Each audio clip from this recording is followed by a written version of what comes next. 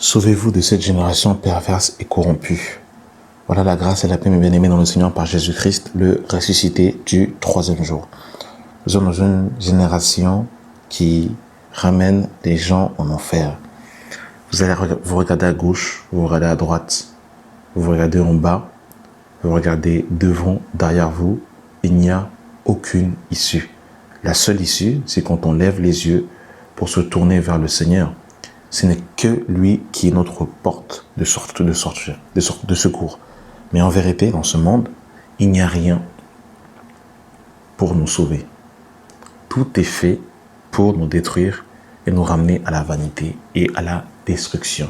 C'est terrible, mes bien-aimés dans le Seigneur. Sauvez-vous de cette génération perverse et corrompue.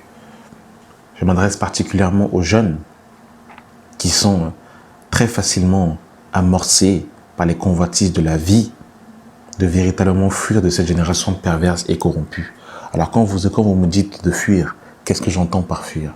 Fuir, eh bien, quand on fuit forcément, eh bien, c'est pour se retrouver quelque part. Vous avez vu quand Lot s'est enfui de Sodome et Gomorrhe, eh bien, il s'est forcément retrouvé quelque part. Eh bien, nous fuyons un endroit, nous fuyons un point A pour aller dans un point B. Parce que si tu fuis sans savoir là où tu vas aller, tu vas te fatiguer. Tu dois fuir cette génération perverse et corrompue afin de trouver ton salut et ton secours en Jésus de Nazareth, le ressuscité du troisième jour. Quand vous allumez la radio, vous entendez des choses abominables. Il y a des radios qui enseignent clairement l'impudicité, la sexualité. Si par exemple on cite des radios comme Skyrock par exemple, qui font la promotion de la sexualité, de l'impureté, c'est terrible mes bien-aimés. Quand vous allumez la télévision, vous regardez ces présidents qui s'associent, qui sont en train de voter des lois complètement impies, des lois qui détruisent les familles, qui séparent les familles volontairement. Quand vous regardez les tenues vestimentaires, la mode actuelle, quand vous regardez les tabacs qui vendent facilement tout ce qui est en fait drogue, substances nocives, bref, on se dit, mais Seigneur, comment je peux élever mes enfants dans un monde complètement perdu? On a l'impression qu'on est sur une poudrière. Vous pouvez acheter une baguette et puis quelqu'un sort, vous met un couteau dans le dos. On est vraiment comme dans un zoo, sauf qu'il peut. On se dit, mais Seigneur, viens-moi en secours parce que là, c'est terrible. Et voilà dans quel monde nous vivons aujourd'hui. Et c'est pour ça que si nous ne nous mettons pas à part, eh bien, nous allons nous laisser séduire par justement ce temps dans lequel nous sommes. Et l'apôtre Pierre pouvait dire dans Acte 2, lorsqu'il va prêcher l'évangile et que plus de 3000 âmes vont se convertir, l'apôtre Pierre va dire quelque chose de très intéressant. Et c'était à son époque. Parce que l'époque de l'apôtre Pierre avec notre époque, je peux vous assurer que l'accroissement du péché a encore augmenté.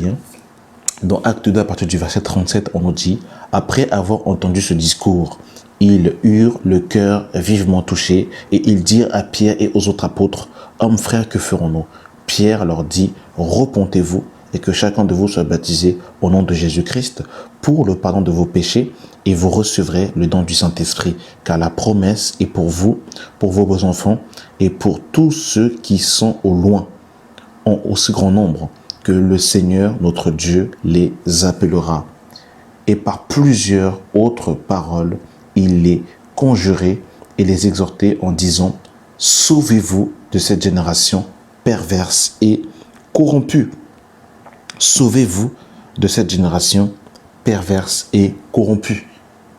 Cette génération, elle est perverse. Cette génération, elle est corrompue. C'est quand même terrible. Non seulement elle est perverse, mais en plus de ça, elle est corrompue.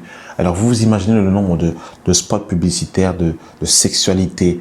Quand vous êtes au travail avec vos collègues, ils ont toujours des connotations sexuelles bizarres. C'est terrible. L'homme, il est pervers, il est tordu. Même ceux qui se disent mariés, ils sont légers, ils ont une légèreté. C'est terrible. une génération corrompue où la corruption règne. Si tu veux être le premier, eh bien, marche dans la corruption, marche dans le mensonge, marche dans la fraude, tu vas voir que tu vas monter facilement les échelons.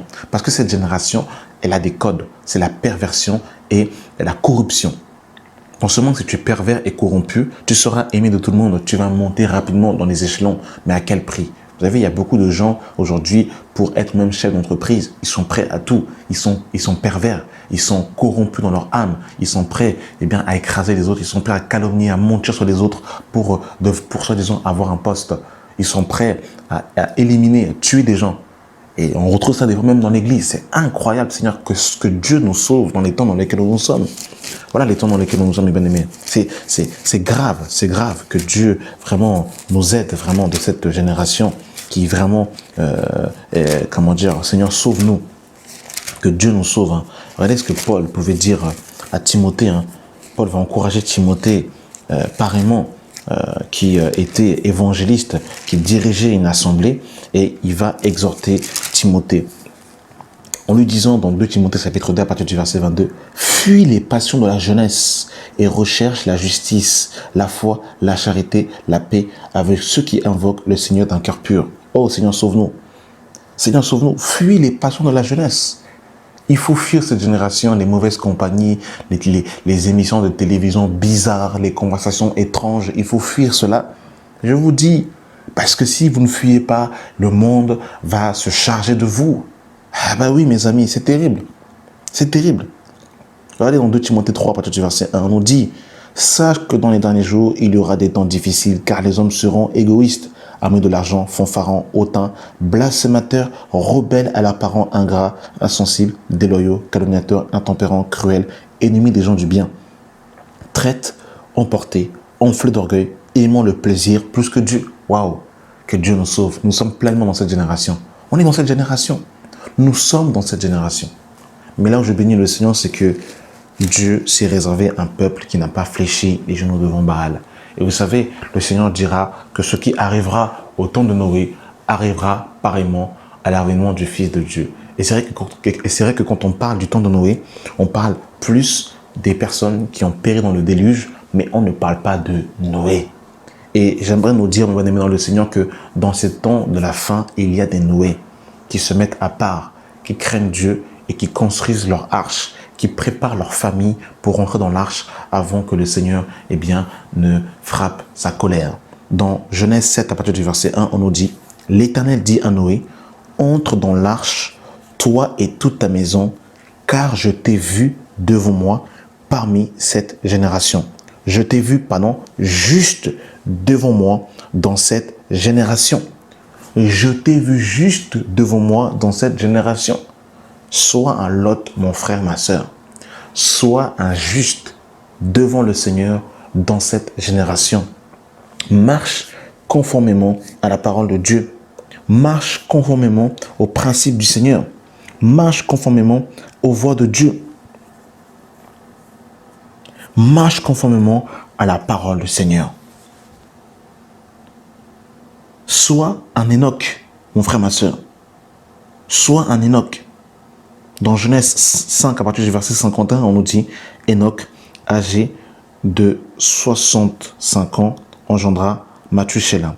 Enoch, après la naissance de Mathushéla, marcha avec Dieu 300 ans. » Marcha avec Dieu 300 ans. Oh Seigneur, sauve-nous. Vous vous rendez compte, il a marché avec Dieu pendant 300 ans. Nous, pour marcher avec Dieu 5 ans, on a du mal. C'est terrible, hein?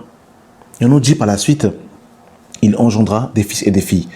Tous les jours de Noé furent âgés de 365 ans. Noé marcha avec Dieu, puis il ne fut plus parce que Dieu l'avait pris.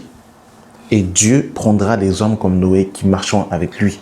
Sois intègre, marche avec Dieu, marche conformément à ses préceptes, à ses lois, à ses préceptes, et le Seigneur te prendra, tu seras enlevé dans les airs à la rencontre de notre Seigneur. Amen. Vraiment, je voulais nous encourager, mes bien-aimés dans le Seigneur, à tenir bon, parce que je vous assure que pour moi, je vous dis, ça, ce n'est pas le Seigneur qui dit, mais ça, c'est moi, selon le discernement que j'ai. Je ne pense pas qu'il reste encore 50 ans à ce monde. sincèrement, lorsque je regarde l'état du monde, lorsque je vois la physionomie, lorsque je vois les lois qui sont votées, lorsque je vois le développement de la technologie, lorsque je vois un peu comment l'étau se resserre, si Jésus ne revient pas, je vous assure, personne ne sera sauvé. D'ailleurs, c'est ce que le Seigneur dira dans Matthieu 24. Il dira, si ces jours n'avaient pas été abrégés, personne ne serait sauvé. Pour vous dire à quel point, même marcher droitement, c'est une grâce de Dieu. Amen. Que Dieu nous sauve, que Dieu nous délivre. Sauvons-nous de cette génération perverse et corrompue. Amen. Que la grâce et la paix soient avec chacun de nous au nom de Jésus. Amen.